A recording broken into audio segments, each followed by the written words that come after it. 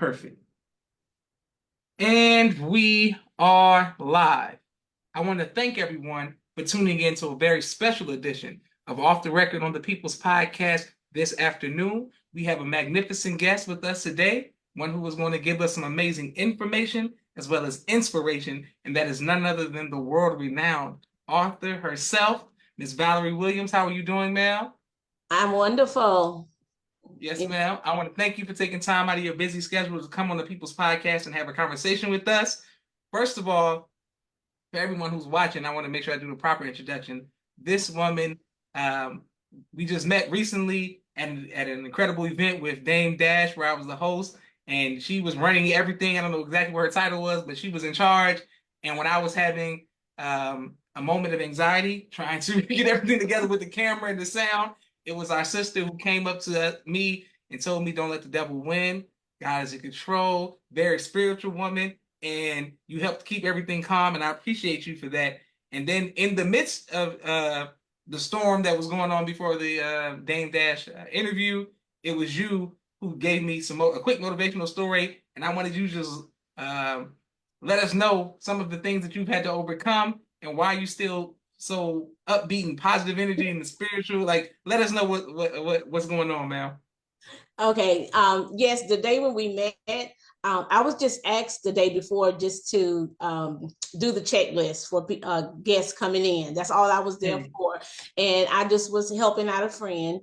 And like you said, you came in and, and I know when things happen, when it's something that is ordained or when something that is divinely your time. And, it's like, it's something that it had made no sense for the camera not to be working, and, and I can see you about to boil over, and I've been there, but I've gotten to a place because of things I've gone through in life to just, hey, calm down and just, by faith, just know it's going to work out, because that was meant for you to do. And you got up there and did your thing, Brother Joshua, you got up there and did your thing. So, and as we were talking, I was sharing with you that I am an author and a motivational speaker. I travel all over the world. We have partnership over in Bahamas and Turks and Caicos. And what we do, we go into colleges, schools, corporations, and we talk about healthy relationships. We teach healthy relationships, what to look for. And the reason why I started that was because I was a domestic violence victim for 20 minutes. 20 minutes. I was married to someone for 8.5 years, and he never was abusive, never beat me, never verbally abused me, never emotionally abused me. But this one day, February 23rd, called me home at lunchtime. 20 minutes later, I was shot with a .38 Smith & Wesson. And I was shot through the head, above my ear, and it went all the way through my head and came out on my right side above my ear. And 2 went in my right arm. One went through my collarbone, went through my neck muscle and came out my spine, out the back of my neck. And the other one stayed in for about, I'm gonna say, for about 2 to 3 weeks. The amazing thing is I had no surgery. I had no stitches. I had no bones cracked. I had no blood transfusion. I'd had nothing done to me in the hospital, and I was shot with a .38, which should have crushed everything in my head. And I stayed in the hospital 3 days just for observation. Lost the use of my right arm for like 1.5 years. But when I left the hospital, Joshua, I was just empty. I was not who I was before, because I just could not understand. I've been with this man for 12 years, and where did this come from, and why shoot me in my head? And it really took me down a dark, this dark tunnel, this place, depression and everything. And I ended up losing my home. We had 2 children, lost my job, lost the use of my arm, and ended up having to go live with my mom. And so at that point, I was like, why am I even here? Like, God, why did you save me to go through this? Like, why did you save me to, like, now I've got to life, like, what life? You know, and everybody was like, God saved you. You have a life. And in my head, I was thinking, what life? Because I felt I lost everything. That's what I thought.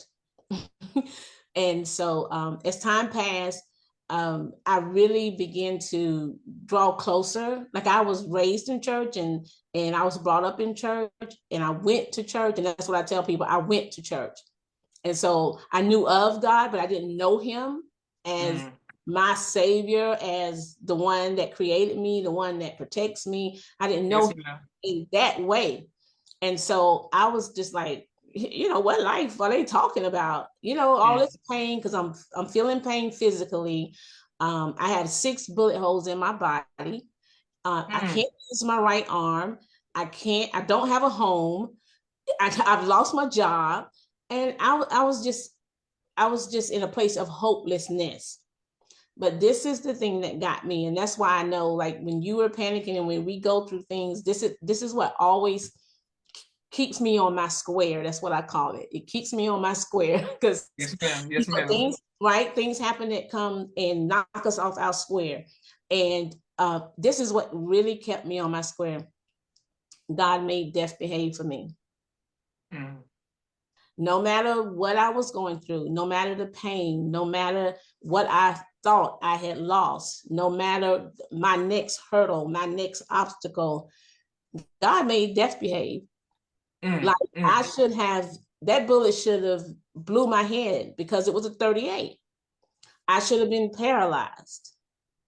And so I was like, okay, if he made death behave, like, if he made death behave, he can put my life back together. I just have to do my part. Even when I'm hurting, do my part. Even when I don't understand, do my part. Even when things, get confusing, still do my part. And like with the camera, do your part, Joshua, do your part, just do your part. And you did. And it just started working out. And so that's why I stay uplifted when things come. And I've been through a lot since then, but I always have something to compare what I'm going through now, because to me, that was the worst time of my life, but I made it through. And so I try to give that inspiration to others, that it's going to be okay. Yes, ma'am. Yeah, it's a process, and it's not going to feel good, but I promise you, if you keep going, if you keep the faith, you'll be okay. You'll come out on the other side. Excellent. Go ahead. Yes, ma'am. People showing you love all around the world. Thank you, Sister Miriam, Sister Peace Family. Miracles do happen. What a testimony. People putting the prayer hands. Amen. Great. Now I wanted to go back. Did you ever get any kind of closure with why your husband was shot? You 6 times. You got shot 6 times. I got shot 3 times. 6 bullet holes. Yeah, and what happened? And just like you said, that was the thing in my mind, was constantly, what? I came home for lunch. Like, the week before was just Valentine's Day. We have 2 beautiful children. We have the car, the van, the house with the picket fence. I mean, we have everything on the list, and so for a year and a half, it took us almost a year and a half to go to court. And so in that year and a half, I became very bitter, very angry, because I didn't feel justified. I didn't feel like, oh, my life don't mean nothing to y'all. This man is back at work, and y'all just let him walk around. And so and that's what I thought. I thought me getting an answer would be the thing to heal me, and it wasn't. I didn't understand until later why God didn't allow me to get an answer, because it wasn't about him, it was about me. Right? and so all my focus was on him, and me getting an answer. That's not what healed my heart. That's Mm. not what helped. That's not what helped me. And I never got an apology. But I ended up getting an apology from another brother. I went to speak in Atlanta, and I was at a conference, and this gentleman, I shared my testimony, and I was just telling him, I said that I just felt hurt. I carried a lot of pain from it because I never got an apology. Like, man, we've been together 12 years. We have children together. I don't know what happened. Okay, I got it. Yes, ma'am. And I said, we have children together. Not that an apology would have made everything okay, but at least I thought I would know his heart, like something, a little something. And this man got up and he said, sister, I don't know you, nor do I know him. He said, but on my brother's behalf, I apologize. I apologize for not treating you like the queen you are. I apologize. Joshua, I was done. I was like, it was over. It was over, but it did so much to release it. And even just coming from a man, Yes, ma'am. coming from a Black man that did not even know me, but could understand my pain. It did so much for me. And it allowed me to release that and forgive what he did and move on. And so from that time on, I began to call myself an overcomer. I'm not a survivor because I think surviving is living through something and we get stuck. Okay, I lived through it. Overcoming is living beyond it and taking what happened to you to help someone else. That's when you're an overcomer. You live beyond what has happened to you. And so that's what I did. I lived beyond it. And so my life now is a life that I could have never imagined. I had to go through. He just turned my pain into purpose. Yeah.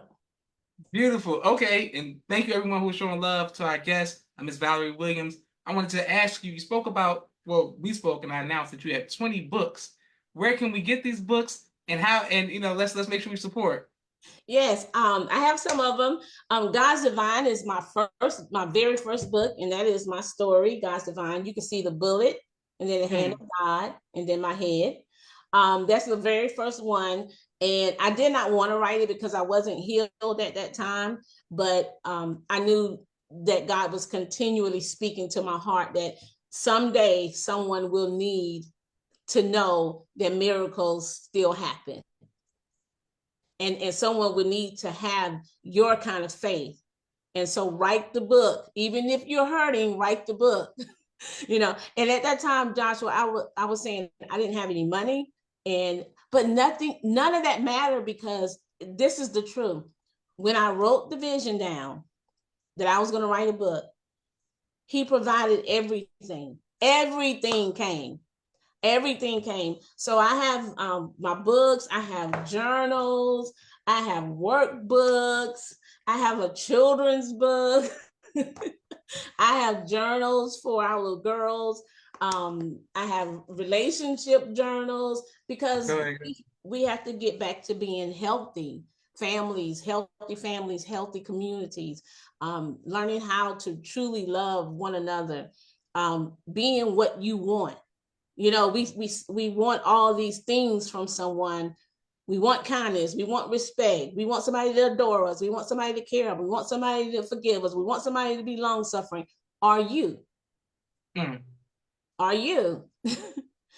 And so I do a lot of classes and these one-on-one sessions. And it's just about because I had to find myself. I had to find who am I now?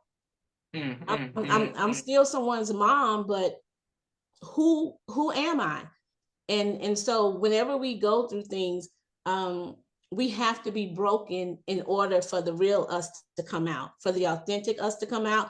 We have to be. So all of my books are on at ValerieLWilliams.org. www.valerielwilliams.org. And then I'm Yes, on, ma'am. yeah, and I'm on Facebook and Instagram. And I just was like, you know what?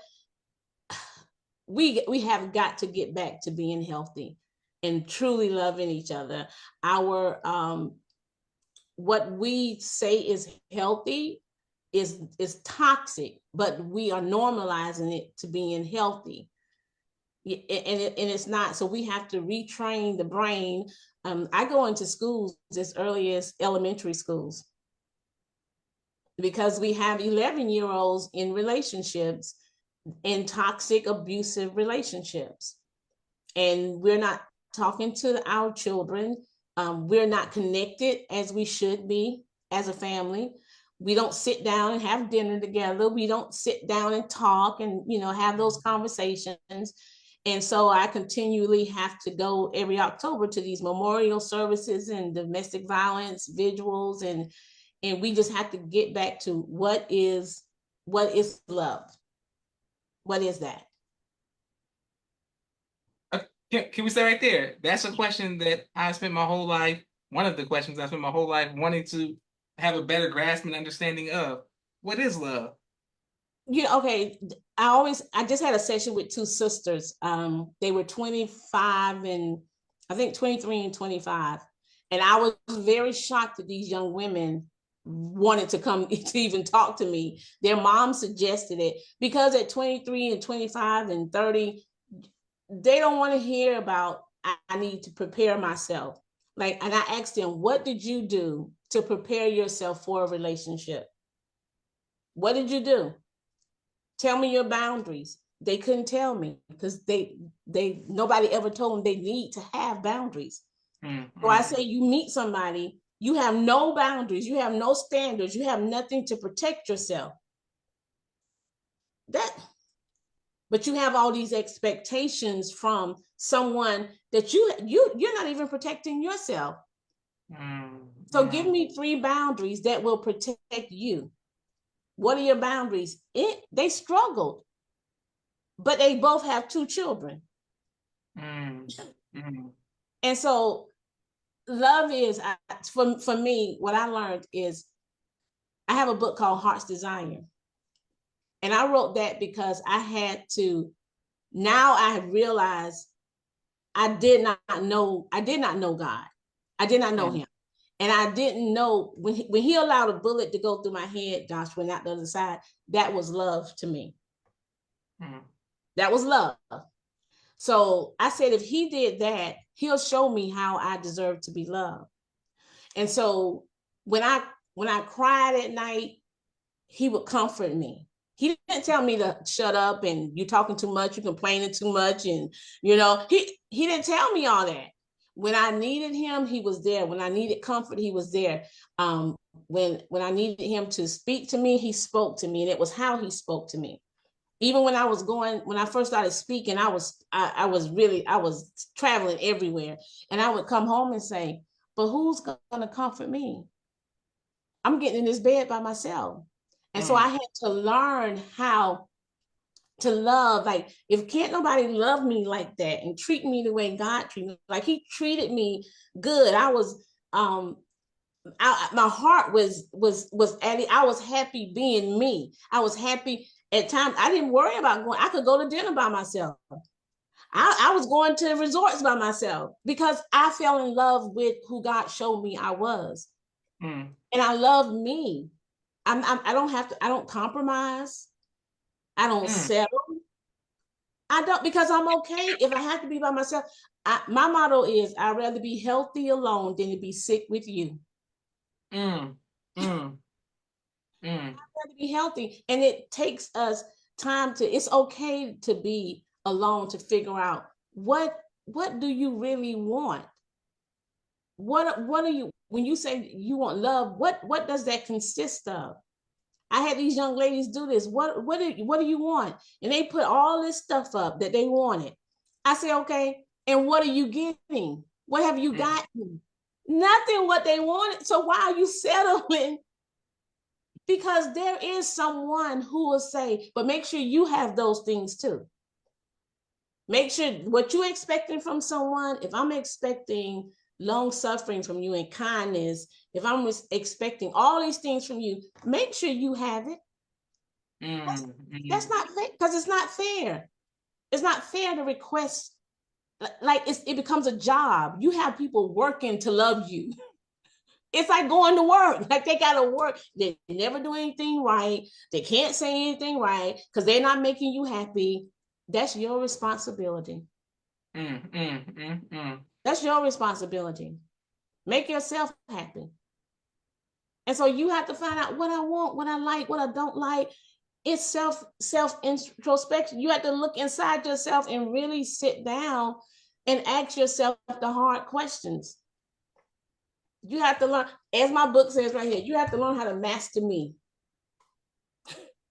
Mastering me. That's what that's about. I had to sit down and ask myself the hard questions. You know, in my life right now, what do I need to keep? What do I need to throw away? What do I need to just put up for right now? Because when stuff is just chaos, your life is chaos. It's chaotic. So you sit down, what do I need to keep? You know, what's helping me grow, what's helping me become a better version of myself. And that's people too. That's people too. My motto for people is purposeful before personal. See, our connection is purpose. This purpose right now. We became best friends. You know, you came up, you was like best friend. I was like, you know, but it's purposeful. There's a purpose. And if there's no reason for me to I have a purpose in your life. Yes, ma'am. I have a purpose in my life. Then it can get personal. Then we can hang out and, you know, okay, I'm coming to Atlanta. I'm coming, you know. Yes, ma'am.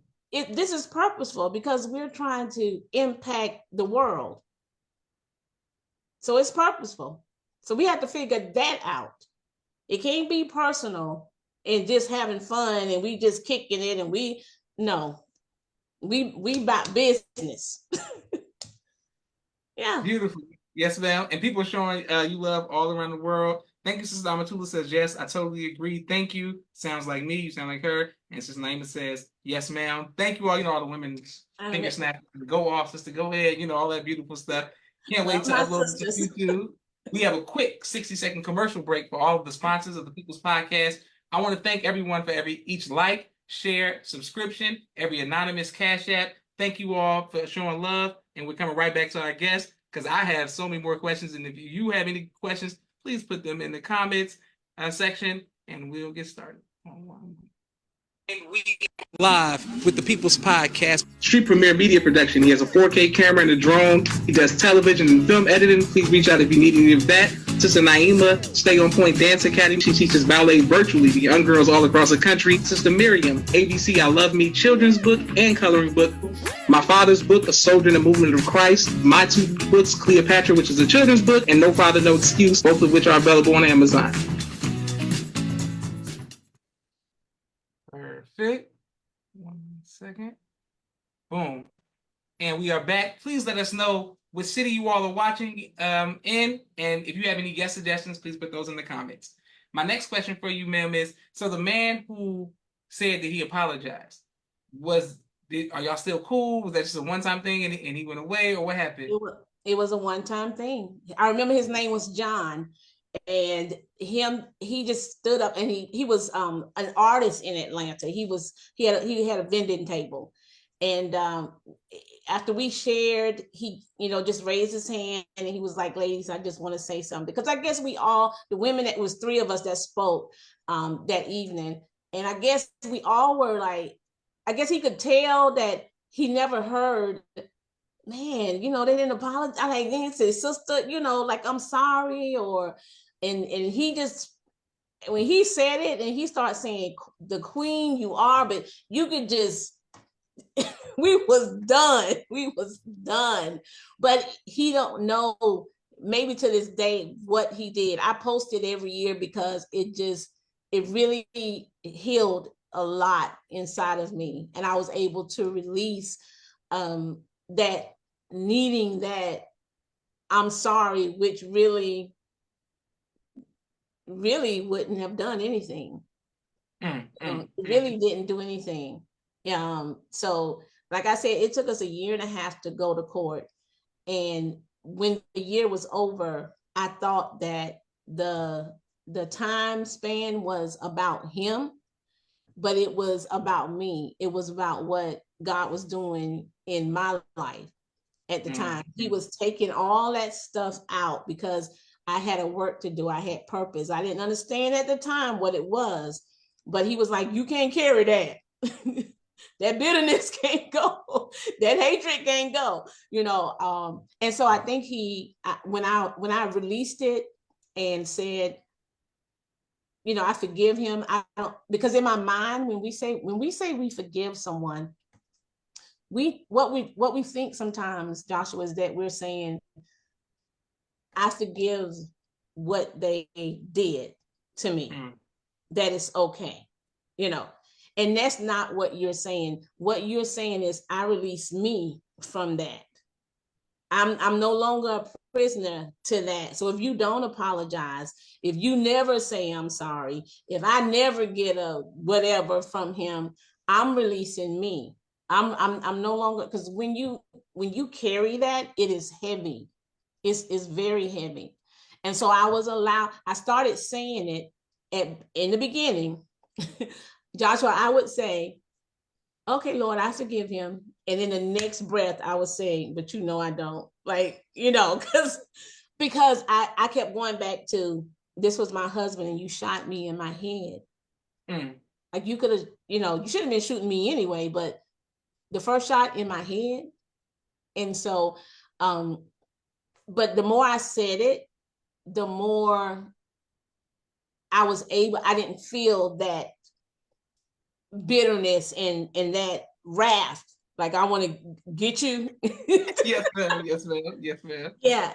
And so and I just began to see too that God was doing things in my life, restoring, but I wasn't able to see it because I was so focused on the bitterness and the unforgiveness. And when I released it, we went to court. I'm gonna say this real quick. We went to court, and this was a year and a half. He hadn't been back to work. And I'm just like, these people just don't even care, but God cared. So when we got in court, the judge asked me, they said 3 to 5 years. And I was like, okay, this is first offense. He'll be out, 14 months maybe? So I said no. So the DA came back and he said 5, they said 5 to 7. And still in my spirit, I said no. That's right. And it came back and said, okay, 10 years. And I don't know, and I really don't know why, but I said, okay, but they have to be mandatory. No parole. Okay. Now, in my flesh,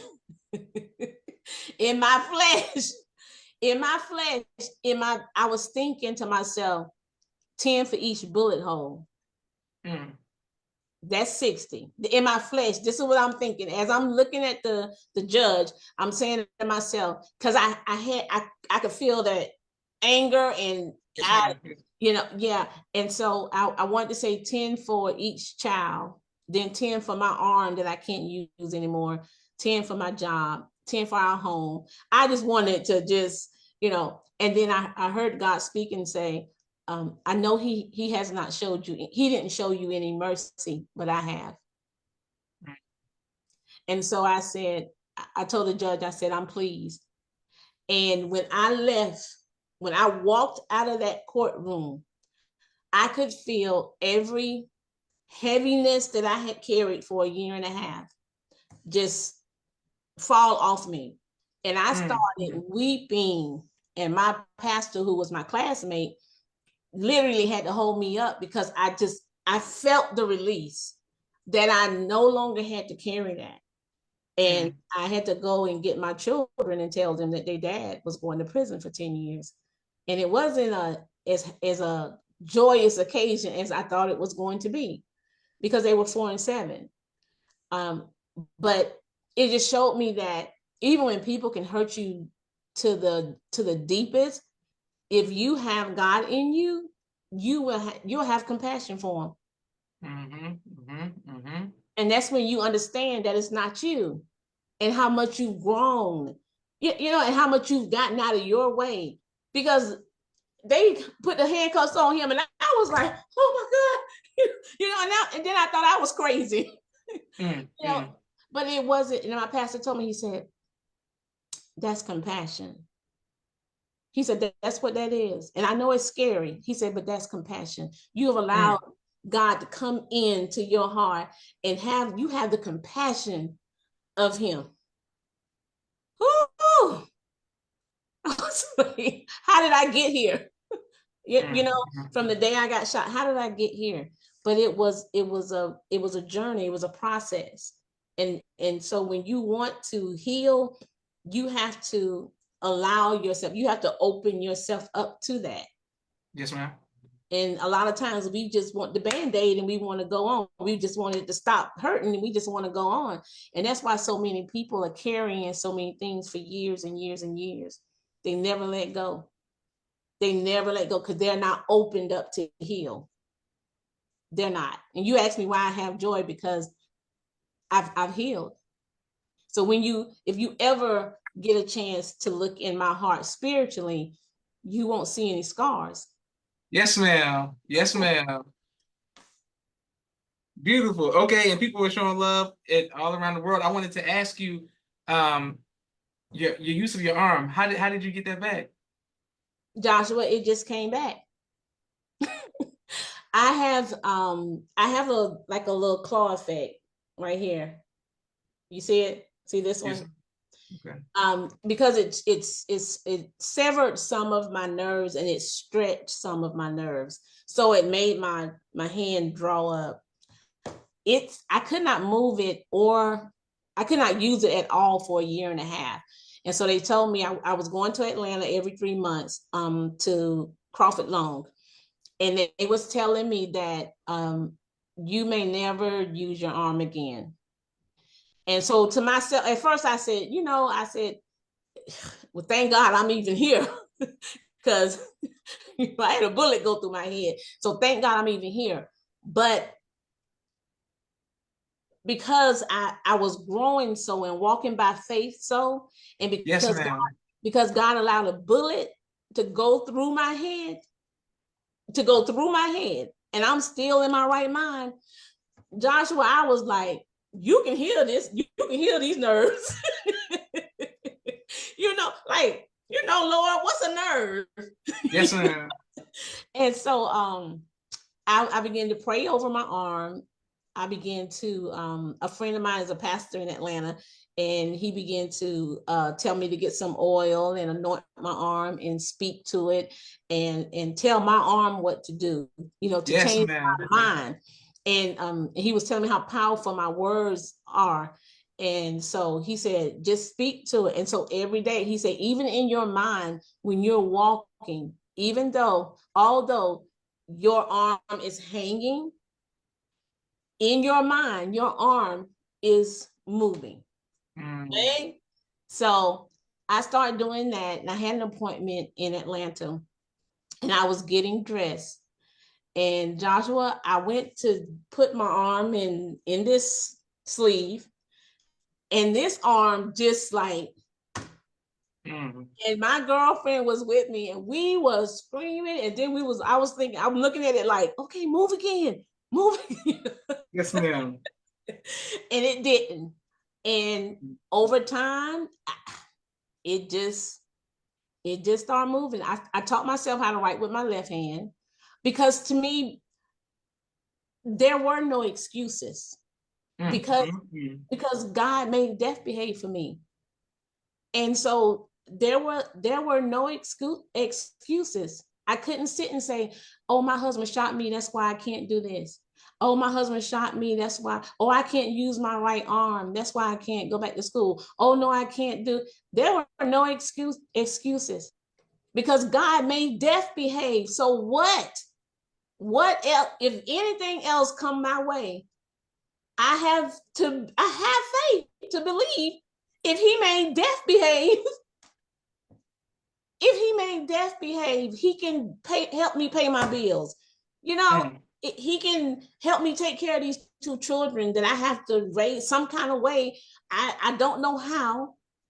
And then that's when he told me to write my first book. And I wrote this book, God's Divine, and this book put both of my children in college. God started sending me places. I started traveling. Churches started asking me to come speak. I was like, I would have never believed when I was on my back in the hospital that God had that plan for me. I would have never believed it. But I had to step out on faith. I had to believe, even when I didn't see anything. And that's the thing. I went back to look for the picture of my head when I got shot. My head was this big, Joshua. I had a bullet hole here. This was the entrance, this was the exit. Gunpowder residue in my face. This was twisted. This side of my head was twisted up here, like the elephant boy, that movie, The Mask. It was twisted. It was horrible. And I went to look for that picture when I wrote my book. Couldn't find it. Went to the police station because they took pictures. I remember I was conscious the whole time. They took pictures. The police officer that was there, I ended up meeting him, and he told me, he said, I just knew you were going to die. He came to me and sat on my coffee table because I was slumped over on the sofa. And he said, I just knew you were going to die. And I told him, I said, I remember you asking me about my children. And he said, because I just knew you were going to die. And I just wanted to talk about your children. And so I knew they took pictures, couldn't find the pictures. I mean, the police officers, they went in the back, they looked, and it was like, I know we took pictures. So God told me, they just have to believe. Y'all got to stop wanting to see all the time and then believing. Now you need to believe, even if you don't see. And so I just believe God now. I just believe him. He tell me to do something, I do it. That's just it. He give me an assignment, I'm doing it. I don't know how. And he has opened doors, for me, and he's opened doors internationally. And I would have never enlarged my territory. I would have never, but I know that my message is a message that needs to be heard. So people can get back and be empowered and be encouraged and have inspiration to know if he did it for her, he can do it for me. So I'm his vessel. Vessel. Yeah. Yes, ma'am. And people are showing, first of all, thank you for your transparency, honesty, and your beautiful energy and spirit. I'm not an emotional person, so I'm gonna keep it gangster, you know what I'm saying? So we're not gonna be all, hey, tighten up, Josh, tighten up. We're not getting all in our feelings. All right, Dr. Hassani says, teach sister. Number 2 says, what she is saying is so beautiful. They're bearing witness, blessings. God is able. Thank you, Sis Miriam. Thank you, Sis Naima. Everyone is showing love. And man, this is incredible. Once again, where can we get your books? I want to make sure everybody supports the journals, the books, everything. And I gotta put you on the spot real quick. Best friend, go on now. Can you be a recurring guest on the People's Podcast? Because I think we need this. I know we need this. We got to get you to come back, and we'll go over, bring you back just for relationships, bring you back for family, bring you back for testimony. God is the greatest. It's so many subjects that we can deal with you. So I want to bring you back if that's possible. That is possible. I told you, it's about purpose. It's about purpose. I thought about that day because I got there they called and said she needs you over there at 2:45, and I was like, okay, and I believe in being on time. And so I was just saying to myself, like, why am I here? Like 2:45, nobody's here. Then you came and then when you came up before I got ready to leave, you was like, best friend, look, and I was like, that's my best friend. But it was all, it's a divine appointment, for purpose. It's for purpose. Yes, ma'am. So yes, I would love to, and I want to send love to everybody that's sending love to me, because I need it and I appreciate it, because you don't always get that. You know, you don't always get it, and so whatever God trying to do, let him do it. So yes. Yes, ma'am. And the website again, ma'am. It's www.valerielwilliams.org. And I do workshops, and I do women conferences, and you can it's a form on there you can fill out, and then I'm on Instagram, Facebook, and all of that good stuff. Yes, ma'am.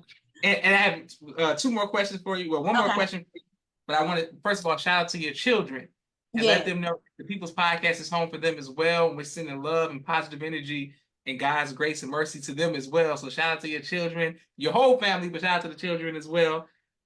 What type of music do you enjoy listening to?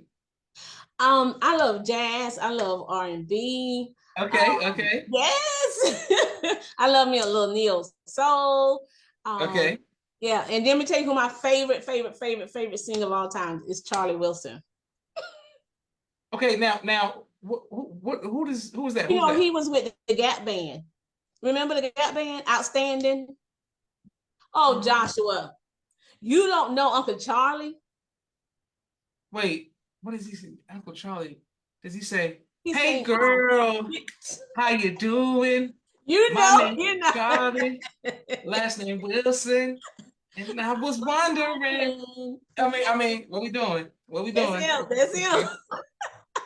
Because everybody who's watching his Tiny Desk was one of the best Tiny Desks. Hope everybody goes to What? watch it. What? You know, I was in the Bahamas, and my daughter, she was like, "Mama, Charlie Wilson." I was like, "Okay, I'm there." I was on the beach watching Charlie Wilson. so you saying the time you had at the beach was outstanding. Yes. You know what I'm saying? For sure. Okay, absolutely. So I want to just thank you again. Thank you all for watching. This has been an honor. It was great to meet you. Y'all, she's from Brunswick, Georgia. That's where my dad is from, went to school there. All my cousins and siblings and nieces and nephews, they all went to the school on the island. Well, I mean, one the private school, or then it was a public school, but they all went. We went to the graduation. We used to go to Brunswick every summer, and I just never met somebody from Brunswick that was like you. Like I never met someone from Brunswick that was like you. I just never did. That's crazy. Like we was like, I kept telling my sisters, I was like, yo, I gotta meet this lady. Like she's from Brunswick, and she's like a motivational speaker and traveling the world. That's just beautiful to see what comes out of Brunswick, Georgia. Shout out to Jekyll Island, St. Simon, Sea Island, all of the Altamont, everywhere we used to visit in the summertime. So All right. I look forward to meeting you or not meeting you, seeing you again in person. But Yes. no, this is I'm getting my schedule together. We're gonna bring you Okay. back. You're a reoccurring guest, and this means a lot to myself, my family, the viewing audience of the People's Podcast. This is Joshua Leonard Muhammad signing off for the People's Podcast. Have a great day, ma'am. You too. Thank you, Joshua. Thank you all, and thank you all for watching. Boom. Make sure we get these books and support our sister.